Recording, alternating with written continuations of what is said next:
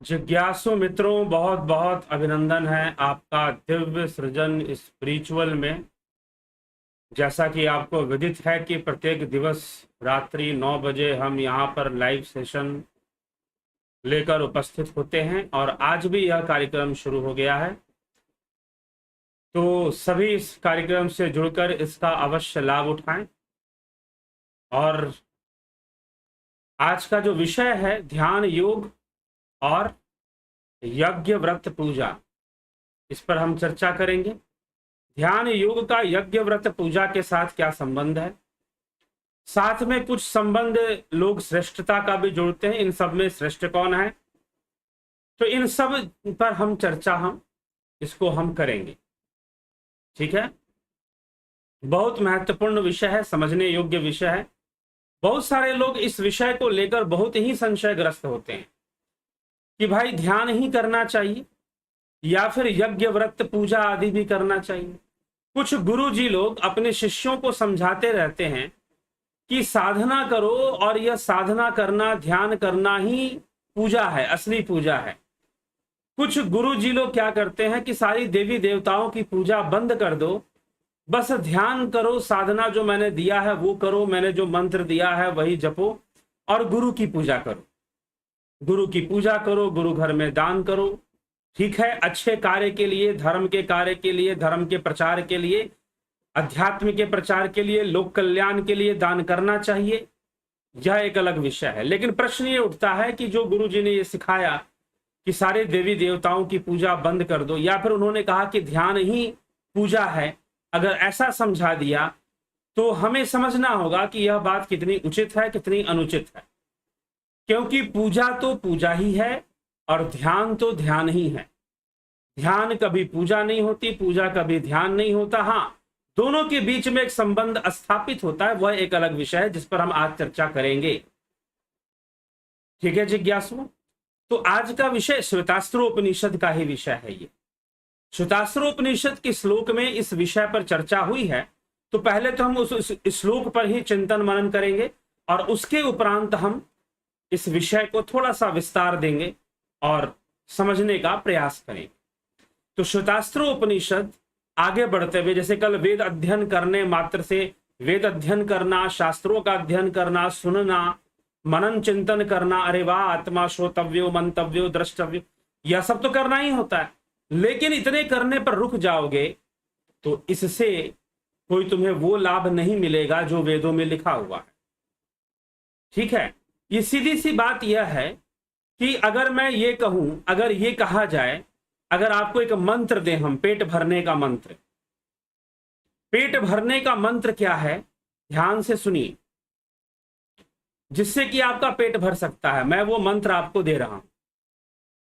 रोटी खाओगे तो पेट भरेगा। अब आप एक काम करो, एक पेन लो और एक पेन लेकर कागज पे थोड़ा हल्दी लगा लो, उसे शुद्ध कर दो, स्वास्तिक बना लो, ओम लिख लो साथ में और उसके नीचे यह मंत्र लिख लो। क्या लिखोगे? रोटी खाने से पेट भरेगा।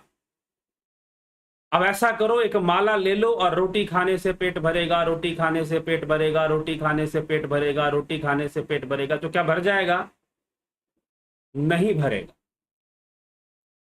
ठीक है, लेकिन यह बात कहना गलत है क्या कि रोटी खाने से पेट भरेगा? जी नहीं, बिल्कुल सही है। गलत क्या है?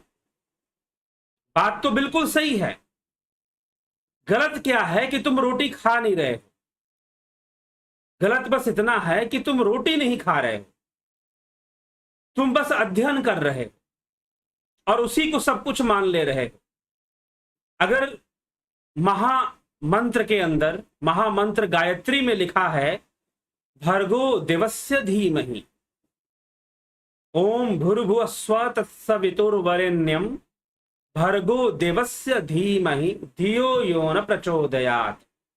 ओम भूर्भुवस्सुवः, ओम तीन लोकों की, भू भुवर्भ स्व, इन तीन लोकों की चर्चा। ओम भूर्भुवस्सुवः, तत्, तत् मतलब उसको, सवितुर्वरेण्यम, सविता का वर्ण कर लो, भर्गो देवस्य धीमहि, भर्गो ज्योति का ध्यान करो, धियो यो न प्रचोदयात्, धी माने बुद्धि, यह जो अध्यात्म शब्द है यह अधि आत्म, इन तीन को मिलाने से अध्यात्म शब्द बनता। अधि आत्म, धी माने ऊर्जा। तो उस बुद्धि को, हमारी ऊर्जा को सकारात्मक दिशा प्रदान करने के लिए जरूरी है क्या? भर्गो ज्योति का ध्यान करना। लेकिन तुम भर्गो ज्योति का ध्यान नहीं कर कर तुम बस कहे जा रहे हो कि भर्गो दिवस्य धीमहि धियो यो न प्रचोदयात्, भर्गो दिवस्य धीमहि। तो वैसे ही सिर्फ कहते रहोगे कि रोटी खाने से पेट भरेगा और रोटी खाओगे नहीं, तो कैसे प्राप्त हो जाएगा? वही बात कल के व्याख्यान में समझाने का प्रयास किया गया कि ध्यान योग से जो मिलना है, जो वेदों में लिखा है, वो मात्र ऋचाओं के अध्ययन से नहीं होने वाला। ऋषियों ने अगर वेद लिखे तो कहीं से पढ़कर नहीं लिख दिए थे, उन्होंने ध्यान योग की गहराई में वो डूबे थे, अपने हृदय गुहा को जाना था। वही महायनो येन गता सह पंथा धर्मस्य तत्वम निहितम गुह्याम वाली बात आ जाती है। तो ये बात कल के व्याख्यान में हमने की थी। तो मात्र कहने से, मात्र रटने से नहीं हो जाएगा सब कुछ, और सारे प्रश्नों का उत्तर भी मात्र तर्क से नहीं मिल जाएगा, क्योंकि तुम जिस अवस्था में हो उस अवस्था के अनुकूल सोचना शुरू कर देते। बस यहीं पर सारा गड़बड़ हो जाता है। यही आदि गुरु शंकराचार्य ने कहा कि तुम ब्रह्म के विषय में अपने आप से ब्रह्म को अलग कर कर सोचना शुरू कर देते हो, ब्रह्म को एक व्यक्तित्व दे देते हो, जबकि वो व्यक्तित्वहीन है, क्योंकि वो तो भावातीत है। और व्यक्तित्व का होना तो भावगत होगा ना, फिर वह त्रिगुणातीत है। व्यक्तित्व तो त्रिगुणी होगी, व्यक्तित्व कभी तीन गुणों से परे नहीं हो सकता। तो वह त्रिगुणातीत है, वह भावातीत है, और तुम बार बार उसे त्रिगुण दे देते हो, उसे व्यक्तित्व दे देते हो। इसीलिए आदि शंकराचार्य वो कहते थे कि ब्रह्म क्या है यह बताया नहीं जा सकता, ब्रह्म क्या नहीं है बस यही बताया जा सकता है। तो सब कुछ अध्ययन मात्र से नहीं हो जाएगा, यह समझाया गया। कल के व्याख्यान का मुख्य विषय था, थोड़ा सा उसको हमने ले लिया। आज व्रत पूजा यज्ञ, इन पर आज की चर्चा है। कैसे ध्यान योग से इनका संबंध है और क्या यह कहना चाहते हैं, उस पर हम थोड़ी सी चर्चा कर लेते हैं, देख लेते हैं क्या कहा जा रहा है। तो श्लोक क्या कहते हैं वो देखते हैं, चलिए। तो 9वें श्लोक के अंदर चतुर्थ अध्याय, चौथे अध्याय श्वेतास्त्रोपनिषद, छंदांसी यज्ञा कर्तवो व्रतानि भूतम भव्य यच्च वेदा वदन्ति यस्मान्मायि सृजते विश्वमेतत् तस्मिंश्चान्यो मायया सन्निरुद्धः। छंदांसी अर्थात छंद, यज्ञा कर्तवो व्रतानि, यज्ञ कर्म और व्रत। छंद यज्ञ कर्म व्रत, बहुत तरह के जो यज्ञ किए जाते हैं, ज्योतिष्टोम आदि यज्ञ, अनेक प्रकार के यज्ञ हैं, वो सब किए जाते हैं। और नाना प्रकार के व्रत रखे जाते हैं, संकल्प लिए जाते हैं। व्रत मतलब संकल्प लेना। और भी जो कुछ भूत भविष्य एवं वर्तमान रूप में वेद वर्णन करते हैं, किस रूप में वर्णन करते हैं? भूतम भव्यम यच वेदा वदन्ति, भूतम भव्यम यच वेदा वदन्ति, अर्थात भूत भविष्य और वर्तमान। भूत भविष्य वर्तमान के रूप में वेद जो है अनेक बातें बताया करते हैं, वर्णन करते हैं, ठीक है। इन संपूर्ण जगत को, वेदों की इस संपूर्ण जगत को, जिसमें कि छंद यज्ञ नाना प्रकार के कर्म और व्रत आदि आते हैं, साथ ही जो वेदों में भविष्य, भूत भविष्य और वर्तमान का वर्णन है, ये सब के सब, ये संपूर्ण जगत को प्रकृति के अधिपति माई, माया और माई, देह और देही, माया, यहां पर शब्द प्रयोग हुआ है। यस्मान माई सृजते विश्वमेतत्, अर्थात माई किसे कहते हैं? जो माया का पति है वो माई है, माया का पति, मायापति। तो माया की रक्षा करने वाला या माया को ही बनाने वाला माई प्रकृति का अधिपति परमेश्वर इस अस्मात्, इस महाभूतों की सृष्टि को रचता है। और यह सब उसी में आते हैं, सब उसी में आते हैं जो उन आत्मज्ञानियों से अलग है। यस्मान माई सृजते विश्वमेतत् तस्मिंश्चान्यो माया सन्निरुद्धा। जो इन उन आत्मज्ञानियों से अलग हैं, जो इसके रहस्य को नहीं जानते हैं, वो सभी के सभी जीव अन्य, यहां पर अन्य शब्द का जो प्रयोग हुआ है, सृजति च अन्यः तस्मिन् मायया सन्निरुद्ध, जो अन्य लोग हैं, जो अन्य जीव हैं, किसको छोड़कर? आत्मज्ञानियों को छोड़कर, ध्यान योगियों को छोड़कर, वो ऋषि मुनि या वो साधक जो ध्यान योग के अभ्यास में लगे हुए हैं, उन सबको छोड़कर जो अन्य जीव हैं, वो सब के सब इस प्रपंच में, पंचभूतों के इस प्रपंच में, इस माया में नेत्रहीन हो चुके हैं, बंध चुके हैं, और उसी बंधन में ही अपना सुख ढूंढते हैं। जैसे मनुष्य भोजन में ही सबसे बड़ा आनंद ढूंढता है, संसर्ग में ही आनंद ढूंढना शुरू कर देता है, और संसार के बंधन, जितने बंधन है, उसी में अपना आनंद ढूंढना शुरू कर देता है, उसी में अपना सुख ढूंढता है, बंधनों में। तो वह सब माया के द्वारा भली भांति बांधे हुए हैं। माया सन्निरुद्ध, माया सन्निरुद्ध, माया ने उनको निरुद्ध करके रखा हुआ है, ताकि वो अपने मूल स्वरूप को नहीं जान पाते हैं। यही समस्या है। तो इसीलिए कहा जा रहा है कि अब यहां पर अब समझने वाली बात क्या है कि कहा गया कि छंद, यज्ञ, कर्म और व्रत, ये जितनी भी क्रियाएं हैं, पूजा करने की क्रिया, छंद की क्रिया, यज्ञ की क्रिया, कर्म की क्रिया, और उसमें हम पूजा में व्रत भी करते हैं, तो ये जितनी भी क्रियाएं हैं, यह सब वेदों में वर्णित है। भूत भविष्य वर्तमान की बातें भी वेदों में वर्णित है, परंतु यह सारी बातें तो माया की ही बातें हैं, माया की ही बातें हैं। ठीक है। तो अब प्रश्न उठता है कि पूजा पाठ करना, व्रत उपवास करना, यज्ञ हवन आदि करना, यह सब क्या है? क्या यह सब गलत है? जी नहीं, है तो यह माया की ही चीज है तो यह माया की ही चीज। लेकिन एक सूत्र कभी मत भूलिएगा, पतंजलि योग सूत्र का वो सूत्र है। महर्षि पतंजलि ने बखूबी, बहुत बेहतर तरीके से उस पॉइंट को उठाया है कि जिसे आप माया कहते हो, जिसे आप इंद्रिय जगत कहते हो। अभी किसी से चर्चा चल रही थी सृष्टि और प्रलय के ऊपर, तो सृष्टि और प्रलय यह इंद्रियों का विषय है। ब्रह्म के लिए ना कुछ सृष्टि होता है, ना ही कुछ प्रलय होता है। यह इंद्रिय जगत से सृष्टि होता हुआ और प्रलय होता हुआ दिखाई देता है। वास्तव में सृष्टि और प्रलय नामक कोई चीज नहीं है, क्योंकि वहां तो विशुद्ध ब्रह्म है। अगर तुम इंद्रिय निरोध कर दोगे, चित्तवृत्ति निरोध कर लोगे, तो फिर कभी सृष्टि और प्रलय की बातें तुम्हारे लिए नहीं रह जाएंगी।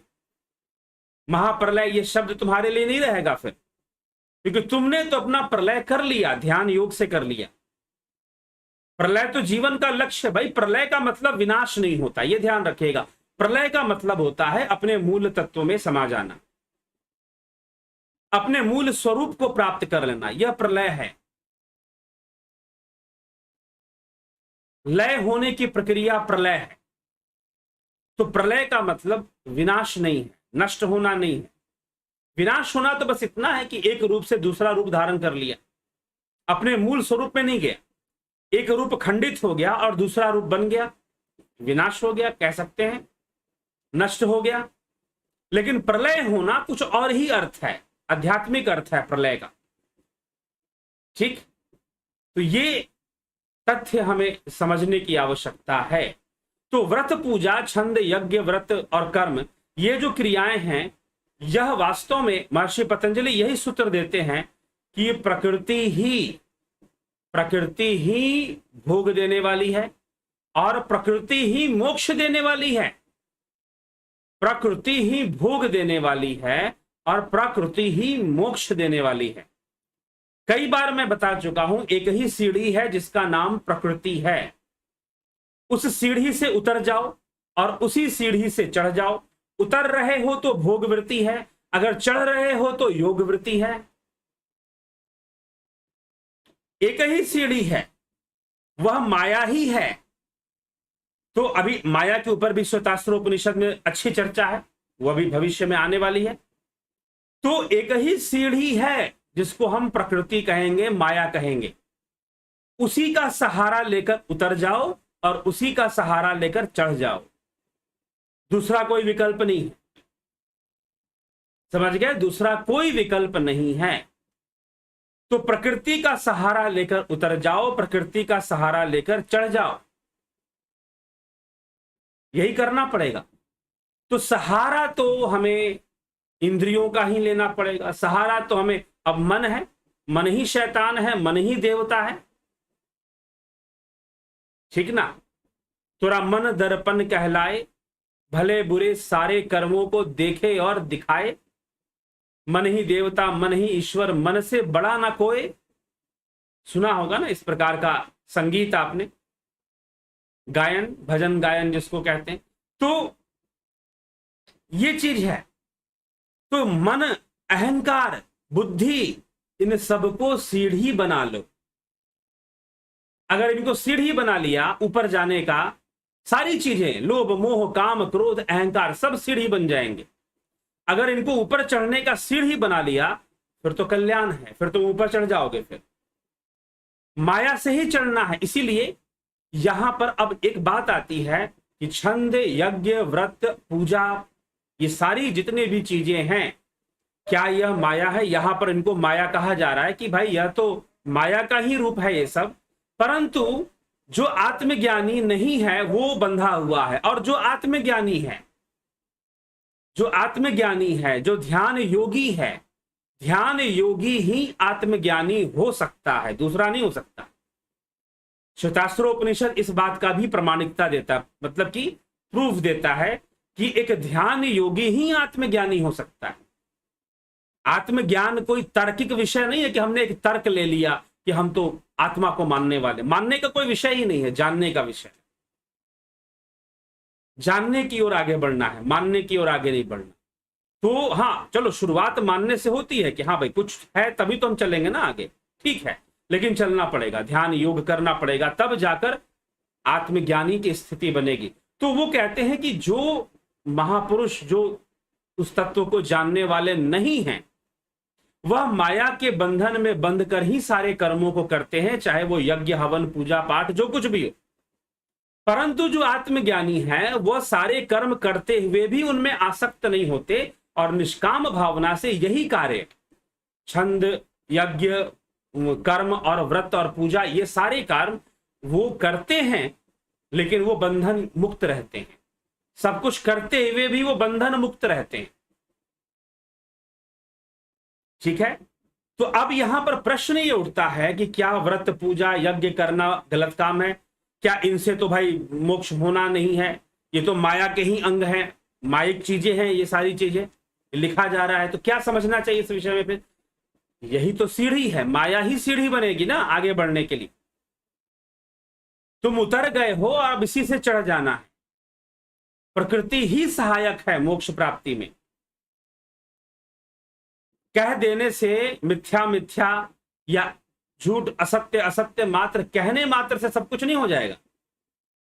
यह प्रकृति, आपका कहते हो कि मन शैतान है, अरे भैया मन ही सहायक है। अहंकार, आप कहेंगे कि अहंकार जो है बाधक है, अहंकार ही सहायक है। उस अहंकार को सहायक बनाओ। कभी स्वाभिमान के साथ संकल्प लो कि मैं इतने घंटे ध्यान योग करूंगा, मैं इस मंत्र की सिद्धि करूंगा। संकल्पवान बनो। जब तक स्वाभिमान नहीं है संकल्प कैसे लोगे? जब तक अहम भाव आपके अंदर नहीं रहेगा संकल्प कैसे लोगे कुछ भी करने के लिए? तो योगी कोई ऐसे ही मात्र नहीं, वह ब्रह्ममय हो जाता है या ब्रह्मलीन हो जाता है या स्वरूप की अवस्था को प्राप्त कर लेता है, जिसको महर्षि पतंजलि कहते हैं तद्द्रष्टु स्वरूपे अवस्थानाम। मात्र ऐसे नहीं हो जाता, अपने ही चीजों को, जिन चीजों ने हमें बांध के रखा है, जो हमारे बंधन बन के बैठे हुए हैं, उन्हीं को सीढ़ी बनाना पड़ता है। अपनी ही कमजोरियों को ताकत बनाना पड़ता है। जीवन जीने का तो ये तरीका है। अगर जीवन अच्छे से जीना चाहते हो, अपनी कमजोरियों को अपनी ताकत बनाना सीखो, ठीक। तो यह जरूरी है, यह बात समझना जरूरी है। तो इसीलिए छंद, यज्ञ, पूजा, व्रत, ये जो कुछ भी है, इनमें से कुछ भी बाधा नहीं है, इसको बाधा समझने की जरूरत नहीं है। जरूरत है आपको ध्यान योग के मार्ग पर चलने की। अगर आप सही से ध्यान योग के मार्ग पर चलते हैं तो ये अपनी जगह पर हैं, आप अपनी जगह पर हैं,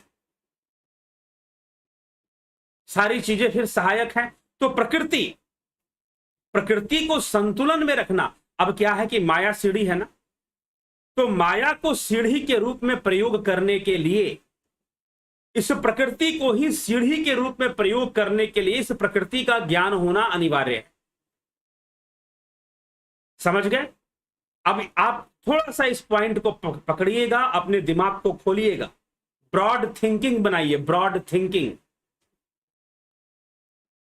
ठीक है, ब्रॉड थिंकिंग बनाइए। और प्रकृति को समझना पड़ेगा।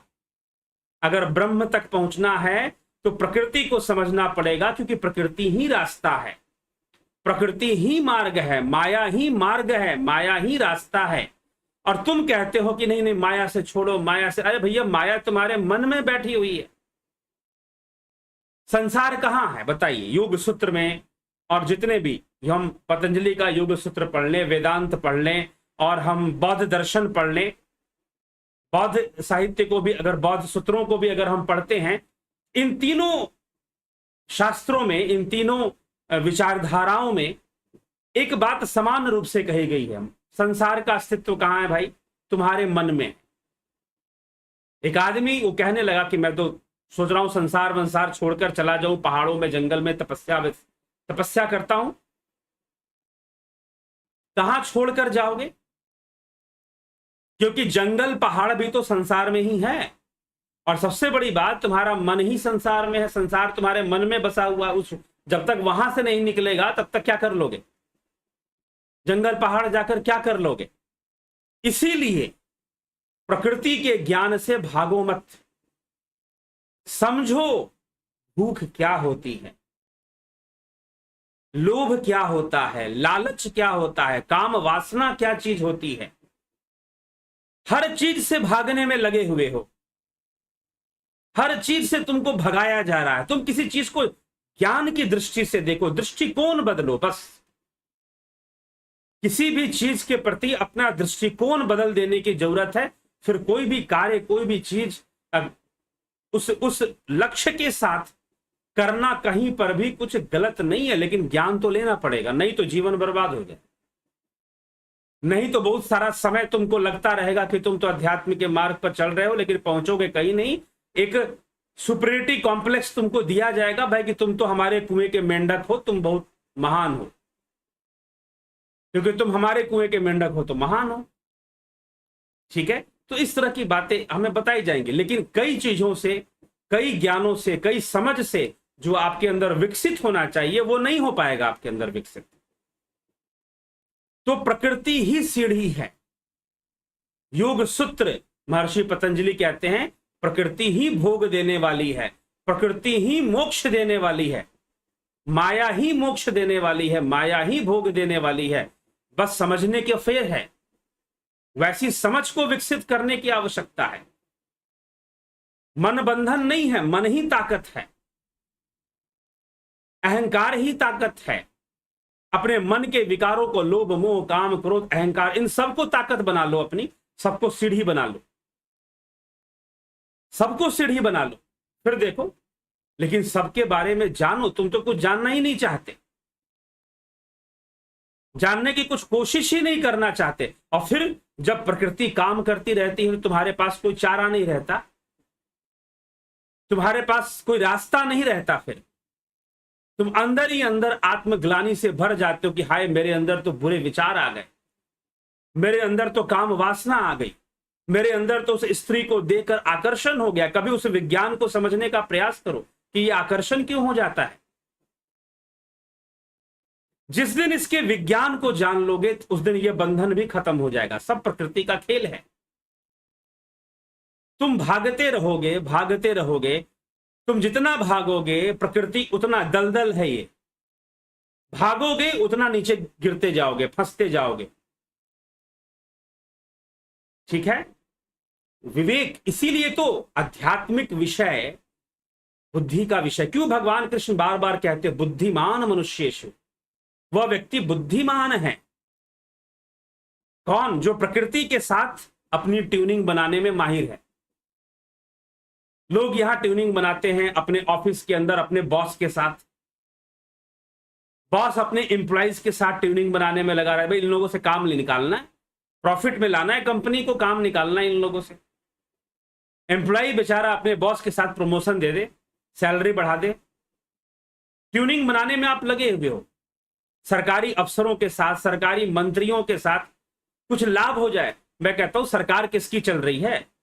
किसकी सरकार है? सब जगदम्बा की सरकार है, जगन माता की सरकार है, प्रकृति की सरकार है, महामाया की सरकार है, और किसकी सरकार है बताओ? उसके साथ ट्यूनिंग बनाओ, उसके साथ ट्यूनिंग बनाना सीखो। हर विषय को समझो, हर विषय को ज्ञान का विषय समझो उसको। अरे ये तो ऐसा विषय है, भोजन का विषय है। अरे नहीं नहीं, ये तो स्वादुओं का विषय है, खाने पीने का विषय नहीं। हो सकता है कि कुछ भोजन ऐसा हो, कुछ भोजन करने का तरीका ऐसा हो जो आपके आध्यात्मिक उन्नति में लाभदायक हो जाए।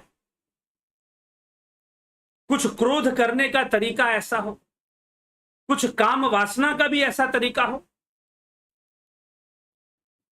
जरूरत है उस विषय के प्रति जागरूक होकर उसके ज्ञान को प्राप्त करने की। और तुम हर चीज का तिरस्कार कर करके मन से छूटा भी नहीं, कुछ समझ में भी नहीं आया, तुम वहीं के वहीं फंसे भी रहे, कुछ हुआ भी नहीं।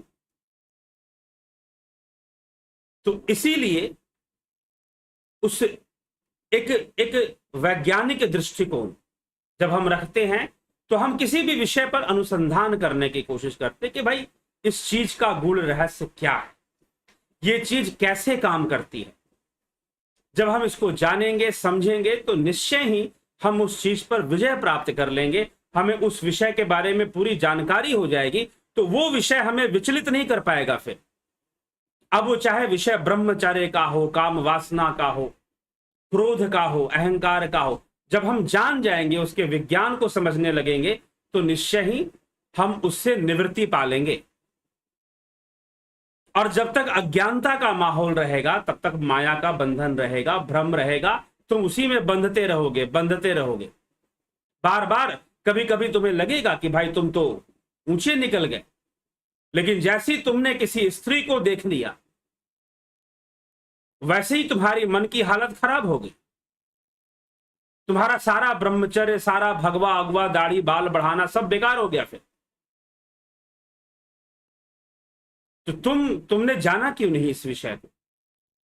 तुम इसके जानकार क्यों नहीं बने? तो इसीलिए प्रकृति क्या है? प्रकृति सीढ़ी है। आपको दूसरा कुछ आपके पास साधन है ही नहीं। अगर आपको मोक्ष तक पहुंचना है, यह प्रकृति ही साधन है, मन ही साधन है, अहंकार ही साधन है। तो इन सबको साधन बनाकर ऊपर बढ़ना होगा। संतुलन के विज्ञान को समझना होगा, संतुलन का विज्ञान। इसीलिए ये जितना भी पूजा पाठ, व्रत, उपवास और जितनी भी ये चीजें हैं, उपवास का मतलब तो उपासना ही है, और व्रत करना, पूजा पाठ करना कुछ नहीं है। अपने कर्मों को संतुलन की अवस्था में ले आओ। हमारे महापुरुष वो मनुष्य से उसके कर्मों को, इसलिए मीमांसा शास्त्र ने कर्म का सिद्धांत दिया। तुम कर्मों का संतुलन पैदा करो, अपने पुण्य से नित्य निमित्त कर्म करो। समय आने पर प्रकृति की अलग अलग दशाएं होती हैं, अलग अलग माहौल बनता है ग्रहों के कारण। उन खास ग्रहों की परिस्थिति में तुम व्रत रखो, भोजन मत करो, पानी पीकर रहो, ठीक? तो खास खास समय पर कुछ कुछ अनुष्ठान करना, पूजा करना, यज्ञ करना, हवन करना, ये सारे कार्य प्रकृति को संतुलित करने के लिए हैं। अब हवन करना मतलब हमेशा ही हवन करने में लगे रहोगे ऐसा तो नहीं है। सही समय पर, सही मुहूर्त पर, सही ग्रह दशा पर, सही दिन में इन सब को करते रहना एक संतुलन को बनाए रखने का एक तरीका है। अब ये कोई 2 मिनट की चीज नहीं कि मैं आपको इसका विज्ञान सारा समझा दूं। हाँ, 100% मैंने भी इसका अध्ययन किया है, एक मूल मूल विज्ञान मैं आपको बता ही रहा हूं। यह उद्देश्य है। मैंने भी कई बार आप यहां पर कहा है कि भाई और ध्यान योग की जो लाइव क्लासेस चलती है उसमें भी कहा है, अगर आप ध्यान योग करना चाहते हैं तो अपने हाथ से एक दिया जरूर जलाएं, एक कपूर जरूर जलाएं, डेली जलाएं। ठीक है। तत्वों का संतुलन, अग्नि, जल, इन सारे तत्वों का संतुलन हमारे भीतर होना चाहिए। तो तत्वों का संतुलन करना, इन सबको संतुलित अवस्था में ले आना, इसके लिए ये सारे कर्म बताए गए हैं। लेकिन अब यहां पर यही कहा जा रहा है, जो ध्यान योग नहीं करता, जो आत्मज्ञान की ओर नहीं बढ़ रहा, वह सब माया के बंधन में ही यज्ञ हवन पूजा वूजा करते रहते हैं। वो माया के बंधन में ही कर रहे हैं, क्योंकि वास्तविक लक्ष्य को वो नहीं जानते कि इन सब चीजों को करने के पीछे भी यही लक्ष्य है। इसलिए कहा गया उत्तमो ब्रह्म सद्भावो ध्यान भवस्तु मध्यमा स्तुतिर जपो अधमो भावो बही पूजा अधमाधमा। अधम, अधम मतलब निचला, निचले श्रेणी की। जैसे कि आप नर्सरी में आप पढ़ते हैं, एडमिशन लेते हैं छोटे बच्चे नर्सरी में, फिर क्लास 1 में, 2 में, 3 में, फिर एक समय आता है वो MA, BA, MSc, BSc, MBBS, BTech, MTech करते हैं, साइंटिस्ट बन जाते हैं। तो क्या उनके लिए अब नर्सरी की पढ़ाई कोई मायने रखता है क्या? मायने तो नहीं रखता, लेकिन क्या वो नर्सरी की पढ़ाई व्यर्थ थी क्या? बेकार थी क्या? व्यर्थ नहीं थी। वही तो सीढ़ी थी, वही तो सीढ़ी थी, सीढ़ी बनाकर वो बन गया साइंटिस्ट। उसमें एक कदम नर्सरी की क्लास का भी योगदान था उसके साइंटिस्ट बनने में, उसके वैज्ञानिक बनने में। ठीक है। तो ये सारे विचार हमें समझने पड़ेंगे। तो प्रकृति को समझना अनिवार्य हो जाता है। प्रकृति का तिरस्कार करके आप उसे सीढ़ी नहीं बना पाएंगे। उसकी जो सीढ़ियां हैं उसे समझना पड़ेगा। नहीं समझोगे तो कहां पर गिर जाओगे पता नहीं चलेगा। और कई बार तो तुम गिरे हुए हो, तुमको पता ही नहीं कि तुम गिरे हुए हो।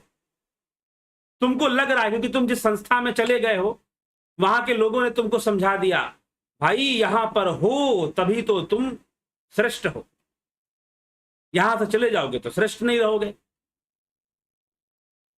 एकदम ढोंगियों और पाखंडियों वाली परिभाषा। ठीक।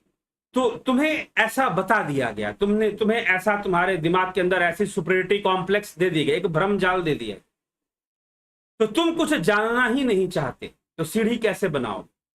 इसीलिए ये सारी क्रियाएं जो वेदों में लिखी हुई हैं, यज्ञ हवन की क्रियाएं और कई तरह की बातें जो वर्णित की गई हैं वेदों के अंदर, वह सब की सब क्या है?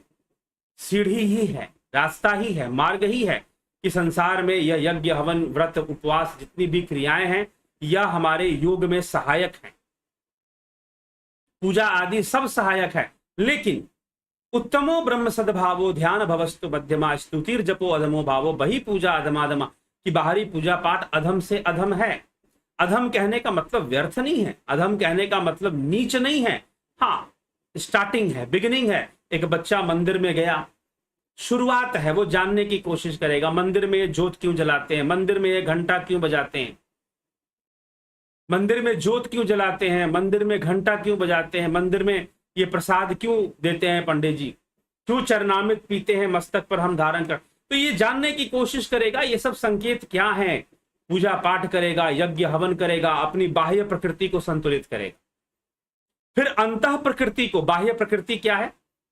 जो यज्ञ हवन पूजा पाठ इनसे संतुलित, फिर अंतः प्रकृति व्रत उपवास ध्यान योग इनसे संतुलित होना शुरू होगा।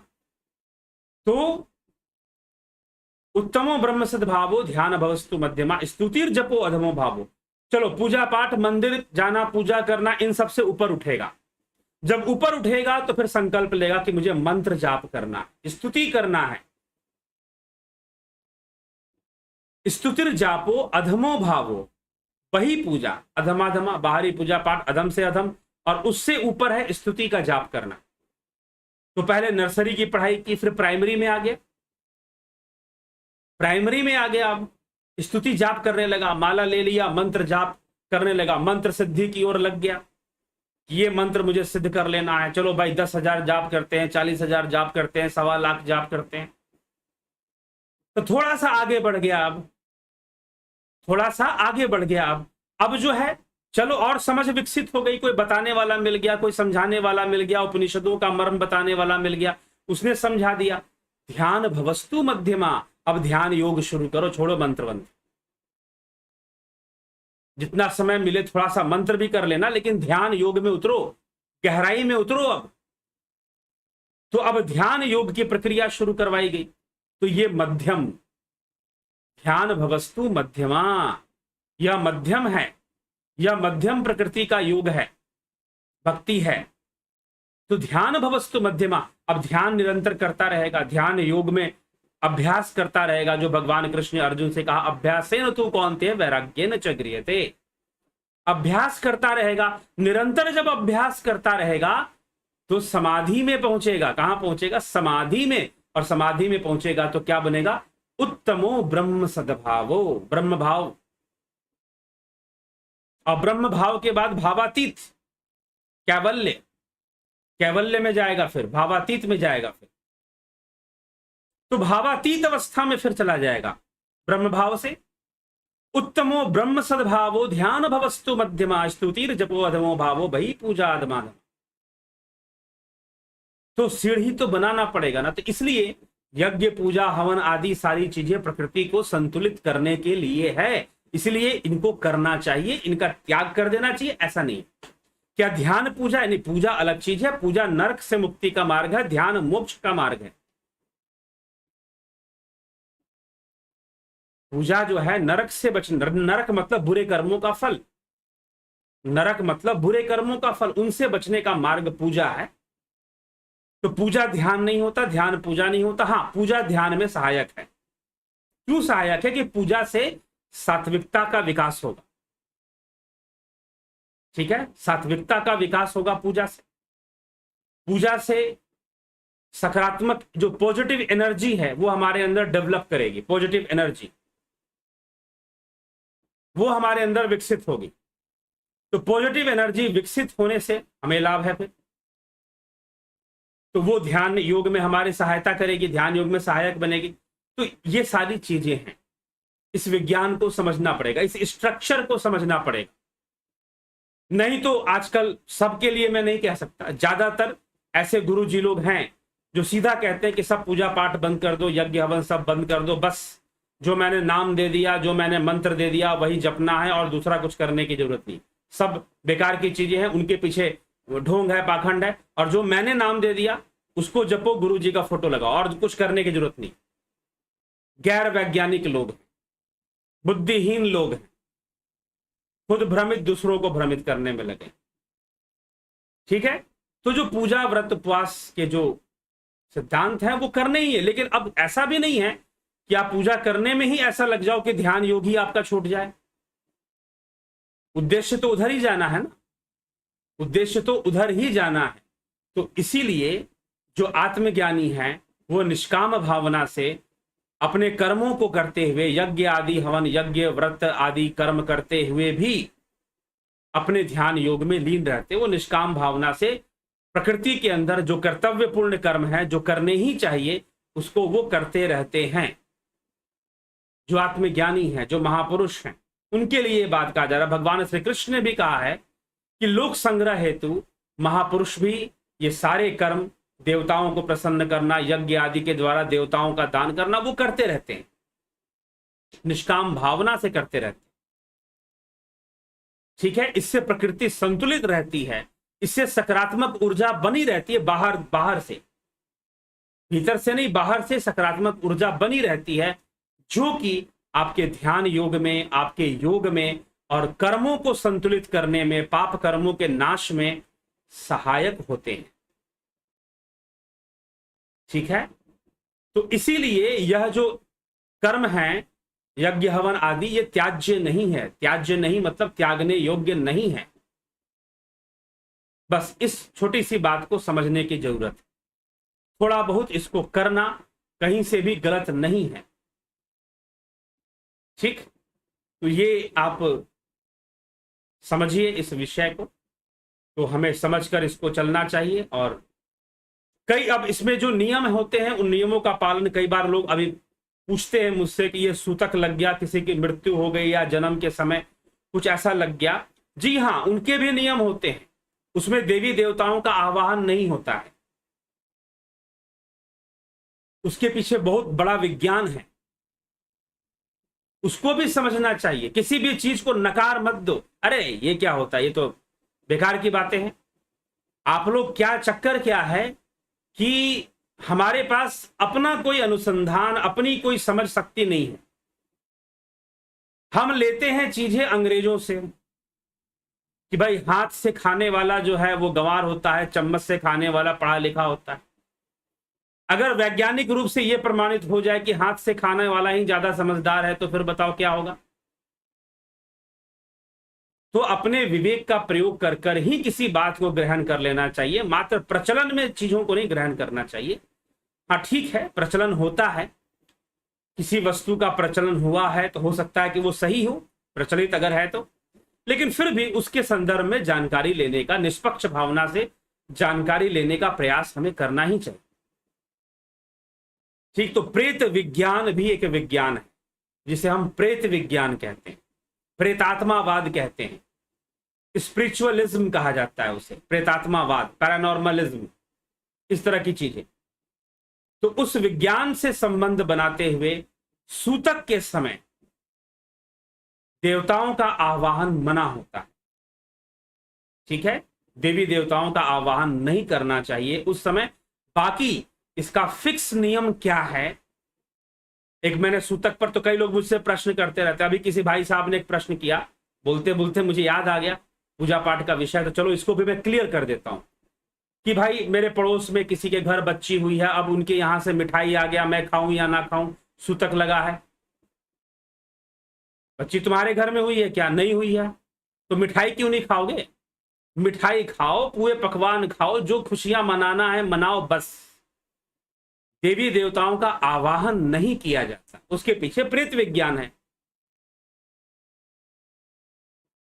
ठीक है, तो कुछ अब कितने दिन के लिए सूतक है, क्या है, ये आप अपने परिवार के पुरोहित, पुजारी, आप जिस राज्य में रहते हैं, जिस गांव के रहने वाले हैं, वहां के जो रीति रिवाज जो है, जो सिस्टम चलता है, ज्यादातर एक जैसा ही है।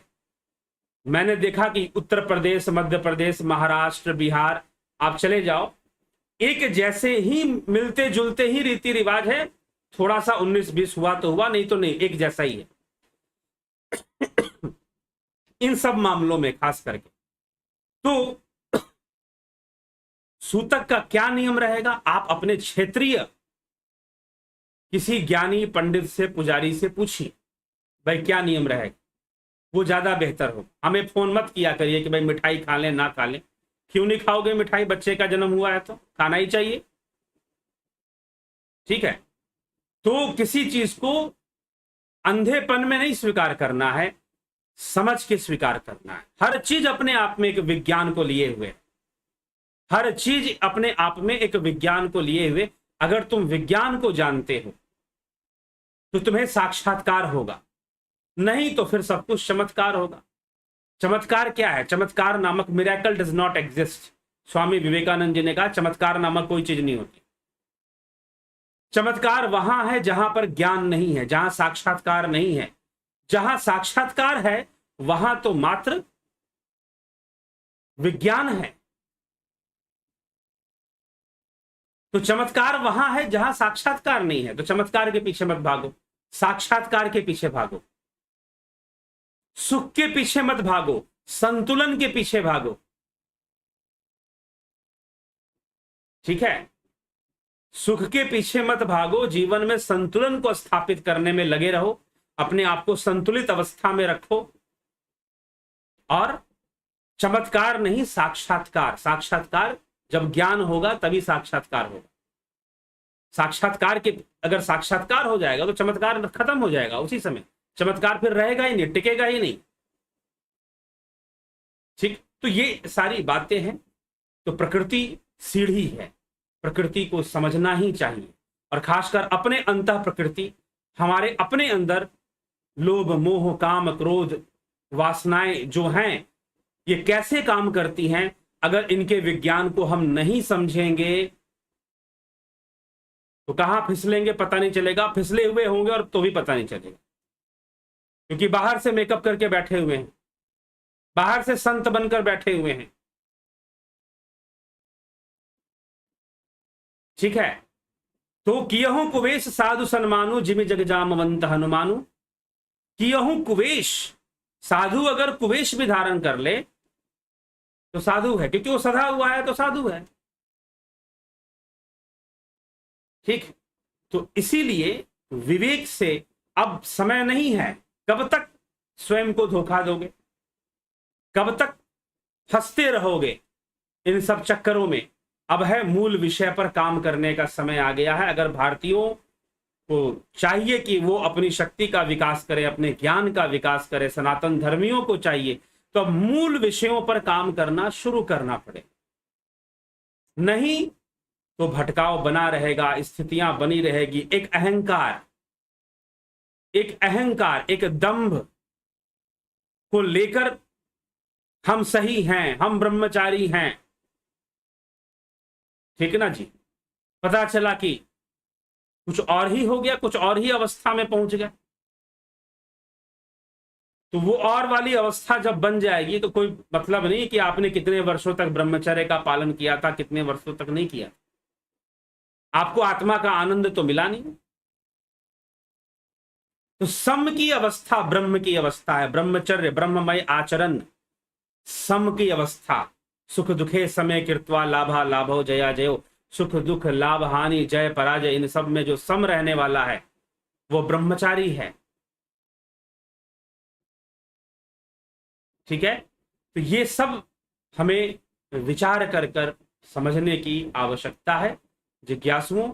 तो यहां पर कहा जा रहा है इस श्लोक के अंदर कि जो ध्यान योगी नहीं है, जो आत्मज्ञानी महापुरुष नहीं है, उनको छोड़कर ये जितना भी विषय है, व्रत पूजा यज्ञ कर्म, ये सब के सब बंधन ही हैं जीव के लिए। अगर वो ध्यान योग के ये समझ, मतलब ध्यान योग का महत्व, आत्मज्ञान का महत्व, तत्व ज्ञान के महत्व को समझाने के लिए बात कही जा रही।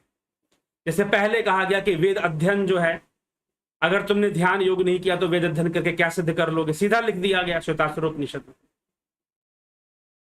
लेकिन इस बात को समझने के लिए भी तो अध्ययन तो करना पड़ता ना, और करना पड़ा।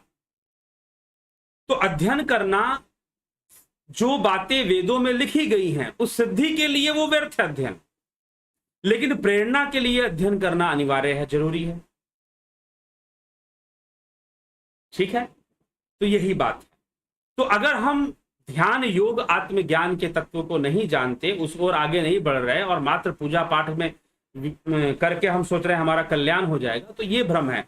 इसी भ्रम को दूर करने के लिए कहा जा रहा है कि माया में फंसा हुआ व्यक्ति पूजा करता हुआ, व्रत भी करता है, यज्ञ भी करता है, तो माया के लिए करता है। उसकी जो गति है वो सीढ़ी से नीचे की ओर जा रही है। माया रूपी सीढ़ी है, भोगों की ओर उसकी गति है, भोगमयी गति है। और माया रूपी सीढ़ी पे जब ऊपर चढ़ोगे तो योग गति हो जाएगी, फिर मोक्ष गति हो जाएगी, कैवल्य गति हो जाएगी। बस यही फर्क है, सीढ़ी एक ही है, उसके स्टेप्स कैसे हैं जानना पड़ेगा, नहीं तो पांव फिसल जाएगा। चढ़ते समय या उतरते समय भी फिसल सकता है। ठीक, तो इसीलिए प्रकृति का ज्ञान, प्रकृति को तो समझना ही पड़ता है, नहीं तो बहुत भारी दुविधा में भी फंस जाते हैं लोग। तो चलिए ठीक है, अब काफी है, समझदार के लिए इशारा ही काफी होता है। बोलने की कोई इस विषय, ये ऐसा विषय है कि और 2 घंटे बोल जाए तो कोई बड़ी बात नहीं, परंतु समय की अपनी एक मर्यादा है, उसको ध्यान में रखते हुए विचारों को विराम देंगे। आपके टिप्पणियों को अभी पढ़ेंगे। तो ध्यान योग शुरू करने की जरूरत है। पूजा पाठ यज्ञ व्रत तो लोग करते ही करते, लेकिन ध्यान योग करोगे तो जो विकास होगा, जो विकसित हो जाओगे अपने मन के प्रति, अपने इंद्रियों के प्रति, जो ज्ञान प्रकट होगा। लोग, ब्रह्म क्या है भाई, मन क्या है, हम जीव कैसे बन गए, जीव की उत्पत्ति कैसे होगी। सिर्फ तर्कों से और बातों से सब ज्ञान नहीं मिल जाएगा, ध्यान योग में प्रवृत्त होना पड़ेगा। ध्यान योग के माध्यम से हमें हमारे प्रश्नों का उत्तर भी मिलना शुरू हो जाएगा, साथ ही साथ वेदों और उपनिषदों की बातें भी सही सही समझ में आनी शुरू हो जाएंगी। नहीं तो मुश्किल लगती रहेगी कि भाई इसका अर्थ क्या है, ऐसा क्यों लिखा गया, वैसा क्यों कहा गया। नहीं, सिर्फ अध्ययन करते रहोगे तो अध्ययन कर लेने मात्र से तुमको ज्ञान हो जाएगा, ऐसा नहीं। तो ध्यान योग में भी प्रवृत्त होना ही पड़ेगा, तभी जाकर सही चीज हमारे सामने आएगी, सटीक और सही चीज, और हमें वेदों का रहस्य समझ में आएगा और उपनिषदों का रहस्य। ठीक है, तो ध्यान योग की ओर जरूर आगे बढ़ें, अंतर्मुखी हो। ध्यान योग के बिना पूजा पाठ भी व्यर्थ ही है, माया में ही फंसने का काम है पूजा पाठ के माध्यम से। जो ध्यान योगी है, निष्काम कर्म योगी है, वह पूजा पाठ से भी लाभ उठाता है, अन्यथा वो भी माया में फंसाती है, फिर सब माया का ही अंग है। ऐसे माया की रचना माई ने की है, वही उसका पति है, माई और माया। माई मतलब परमात्मा।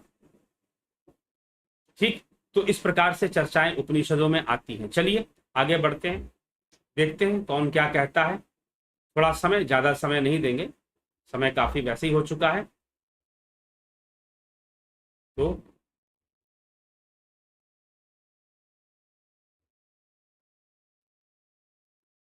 अंजू श्रीवास्तव जी, बहुत बहुत अभिनंदन है आपका। विक्रम सिंह जी, जगत नारायण, परम पूज्य आदरणीय विजय मंडल जी, जलाराम रायका जी, अभिनंदन है। विश्व यात्री जी, राजू पाल जी, स्मृति रस्तोगी जी, मोस्ट वेलकम। अर्जन चौहान जी, जोंती दत्ता जी, राम राम जी, बलवंत सिंह गोहिल, चितरंजन बरुआ जी, माधुरी कोले जी, रोमेश चोपड़ा जी, कन्हाई कुमार जी, रूपलाल जी, जयराम जी, अफंता प्रोडक्शन, नमस्कार जी आपको भी। गोपाल शर्मा जी, भूप सिंह खिचर जी, अभिनंदन है।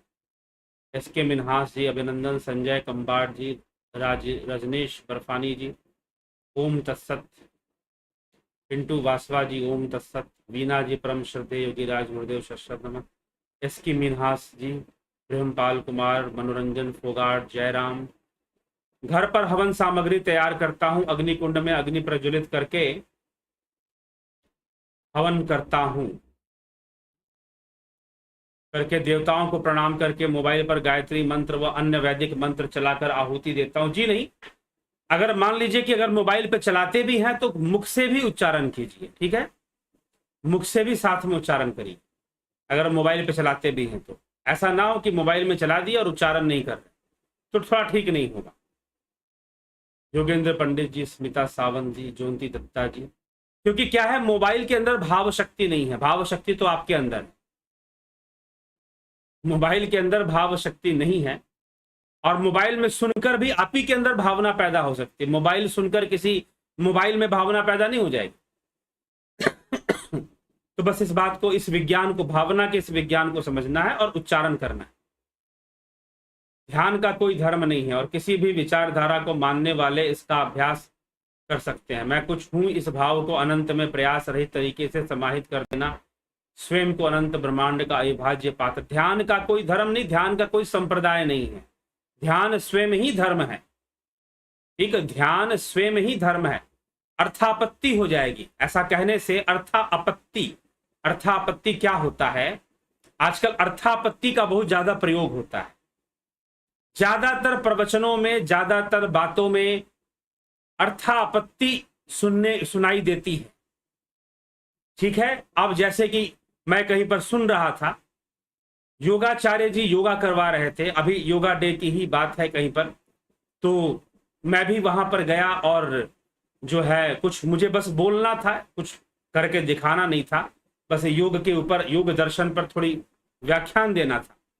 और जो महोदय थे एक, वो योगा कर भी रहे थे, वो साथ में बोल भी रहे थे, तो उन्होंने योगा पर बोला कि योग का कोई धर्म नहीं होता, अर्थापत्ति हो जाएगी। अर्थापत्ति कैसे होती है, सुनिए। अर्थापत्ति वेदांत का एक प्रमाण है। ठीक, वेदांत और मीमांसा दोनों में इसको स्वीकार किया जाता है। तो अर्थापत्ति क्या होता, अगर ये कहा जाए कि एक मोटा आदमी दिन भर कुछ नहीं खाता तो अर्थापत्ति हो जाएगी, भाई मोटा कैसे, कुछ खाता भी नहीं फिर मोटा कैसे है वो।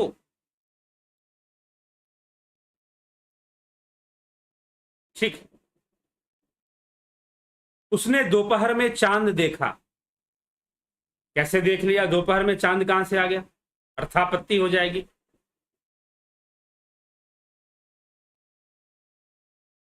ठीक, अर्थापत्ति का एक बहुत अच्छा उदाहरण है, संस्कृत के अंदर कहते हैं, उष्टयांच विभूषितानि गीतम गायन्ति गर्धवा परस्पर प्रसन्नेषु अहो रूपा अहो ध्वनि। उष्टयांच विभूषितानि, कि ऊंटों की बारात में, ऊंटों की शादी हो रही है, उसमें गधे पहुंच गए, और जब गधे और ऊंट दोनों मिले तो दोनों ने कहा, दोनों परस्पर प्रसन्न होते हुए कहे अहो रूपा अहो ध्वनि। गधों ने कहा कि कितना सुंदर रूप है तुम्हारा, ऊंटों से कहा, ऊंटों ने कहा कि कितनी सुंदर आवाज है तुम्हारी, गधों से कहा, ऊंटों ने गधों से कहा कि कितनी सुंदर आवाज है तुम्हारी, तुम ढेचू ढेचू करते तो लगता है कि भाई कोई तानसेन ही जैसे आ गया हो। ठीक है, तो अर्था आपत्ति, जो ये कह देते हैं मंच से कि योग का कोई धर्म नहीं होता, योग ही धर्म है, तो योग का धर्म नहीं होते कहने का मतलब ही निकलता फिर। इसका मतलब यह है कि आप ये प्रचार नहीं करना चाहते कि धर्म किसे कहते हैं, आप इस बात पर पर्दा डालने में लगे हुए हैं कि धर्म किसे कहते हैं। ये जिसे भी आप कहते हैं, ये इस्लाम, ये ईसाई, ये सारे संप्रदाय हैं, सेक्ट हैं, सेक्ट, इसलिए सेक्ट वर्ड से ही बना है सेकुलरिज्म। सेकुलरिज्म का शब्दार्थ होगा संप्रदाय निरपेक्ष, पंथ निरपेक्ष, ना कि धर्म निरपेक्ष। तो योग का कोई धर्म नहीं होता, योग स्वयं ही धर्म है भैया, तो योग का धर्म नहीं होने का प्रश्न नहीं उठता। ध्यान स्वयं ही धर्म है, ध्यान करना ही धर्म है, तो ध्यान का धर्म नहीं होता ये कहने का कोई मतलब भी नहीं निकलता। अर्थापत्ति हो, किसी को कहेंगे अर्था आपत्ति, अर्थ के ऊपर आपत्ति हो जाना। ठीक है, वेदांत का ये कॉन्सेप्ट है, तो ये इसे समझिए। तो ये तर्क में जब शास्त्रार्थ चलते थे तो उसमें ये सारी चीजें प्रयोग होती थी। ठीक जिज्ञासु, तो ये है वास्तव में ध्यान करना, योग करना ही धर्म की पालना है। महेश मकवाना जी, महेश मकवाना, हमेंद्र कुमार जी, तो नमस्कार सर जी, किसी माता के दो पुत्र हैं, एक बुद्धिमान है और दूसरा मूर्ख है, ऐसा क्यों है? सब अपने कर्म से, कर्मों का ही सब फल है महेश मकवाना। पर जब भाव ही नहीं रहे तो पूजा पाठ व्रत रखना एक नाटक जैसा ही लगता है। भाव रहेगा, भाव होगा तभी करोगे, उसका विज्ञान तभी काम करेगा। जुपिटर कोर्स में योग निद्रा का अभ्यास भी गुरुजी को बार बार वंदना। ठीक है, सरोज कृष्णानी जी, नीति सिन्हा जी, महेश मकवाना जी, माया से छुटकारा कैसे मिलेगा? माया ही देगी छुटकारा।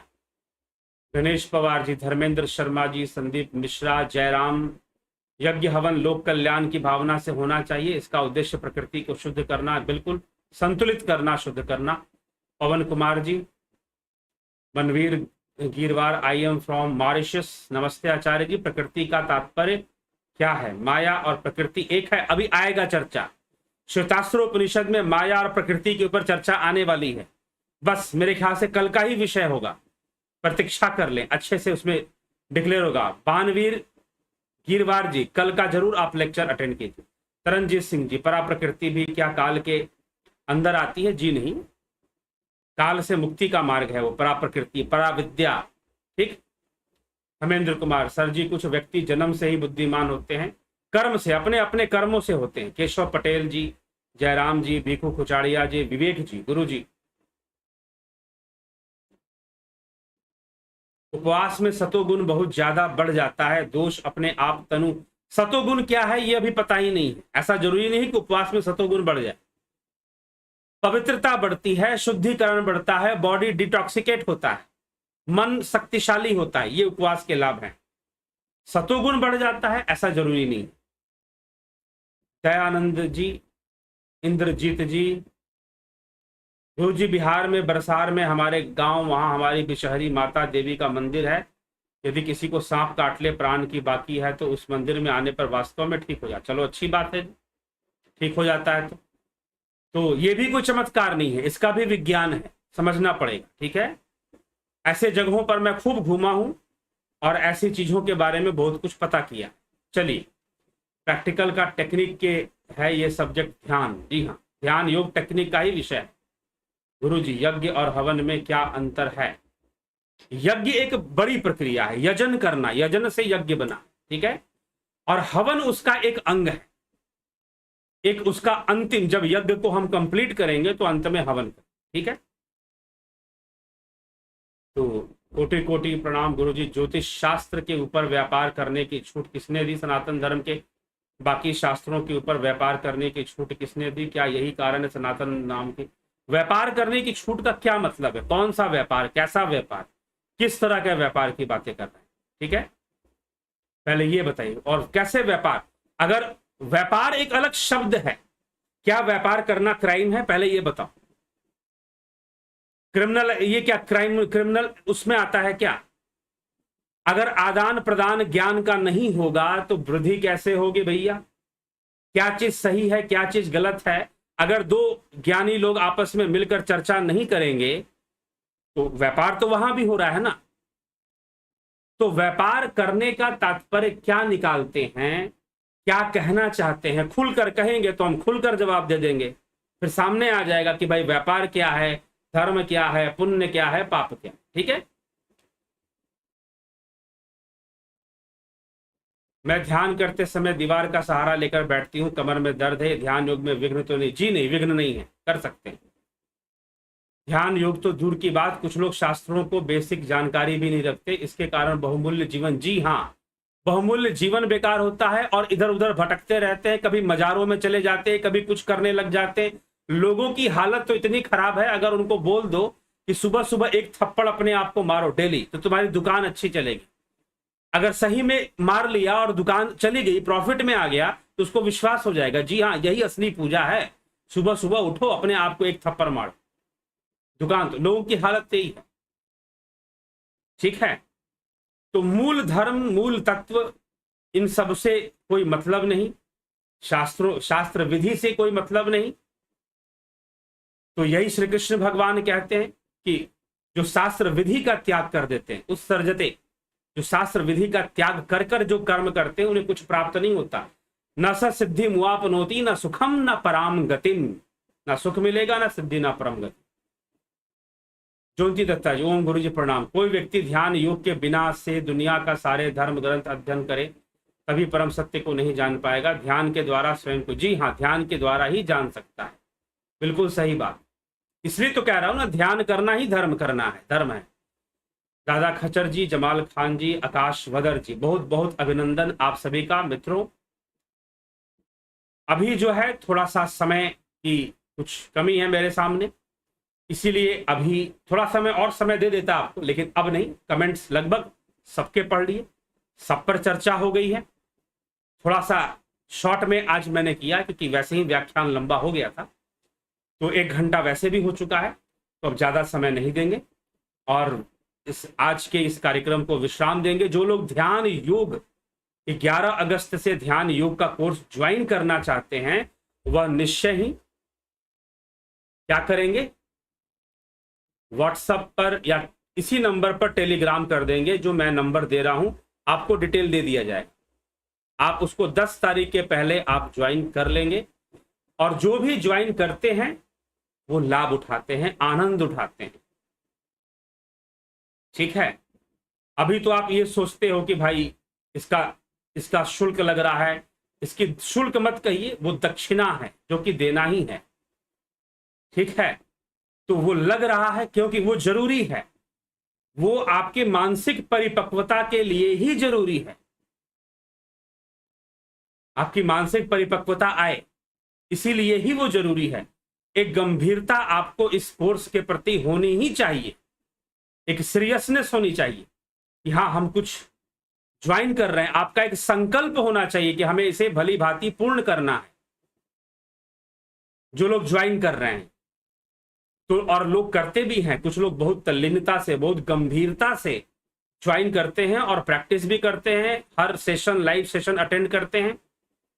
ठीक है, तो गंभीरता जब तक नहीं होगी तब तक कैसे? इसीलिए आपको ज्वाइन करने की जो विधि है, जो नियम, और 1 महीने का कोर्स है टोटल, तो आपको उसको ज्वाइन करना है। व्हाट्सएप या टेलीग्राम इस नंबर पर 9661802459 पर करना है, आपको पता कर लेना है, आपको डिटेल्स दे दी जाएंगी। आपको अपना ज्वाइन करने की सारी फॉर्मेलिटीज पूरी करके आपको ज्वाइन कर लेना। कोई बहुत बड़ी लंबी चौड़ी फॉर्मेलिटीज नहीं होती है, नॉर्मल होती है। तो बस इसी का हमें ध्यान रखते हुए चलना है और ज्वाइन कर कर इसका पूरा पूरा लाभ उठाना है। तो चलिए, इसी के साथ मैं विचारों को विराम दूंगा, इस सभा को विश्राम देंगे। कल फिर हम मिलेंगे 9 बजे लाइव चर्चा में, श्वेतास्त्रोपनिषद की आगे की चर्चा को बढ़ाते हुए। ठीक है, तो बहुत बहुत आभार जुड़ने के लिए। इस एक अभियान को धर्म के प्रति, शास्त्रों के प्रति, स्वयं के प्रति, आत्मा के प्रति, सबसे पहले आत्मा के प्रति, शास्त्र और धर्म, सनातन धर्म हम कहें, शास्त्र कहें, मूल उनका भी उद्देश्य तो आत्मा ही है। तो स्वयं के प्रति, आत्मा के प्रति और विश्व कल्याण के प्रति, विश्व कल्याण के प्रति जागरूक होकर हम इस अभियान से जुड़ते हैं, लाइव चर्चा में इसको आगे बढ़ाते हैं। तो जरूर जुड़े रहें, आगे बढ़ाते रहें और लगे रहें आत्म कल्याण में भी, और समाज को भी जागरूक करते रहें। मैं भी यहां पर कुछ बोल रहा हूं, जागरूक करने के लिए बोल रहा हूं। आप अपनी तरफ से जितना कोशिश कर सकते हैं समाज को जागरूक करने का, वो अवश्य करते रहें। तो इसी के साथ विदा लेते हैं। ओम तत्सत।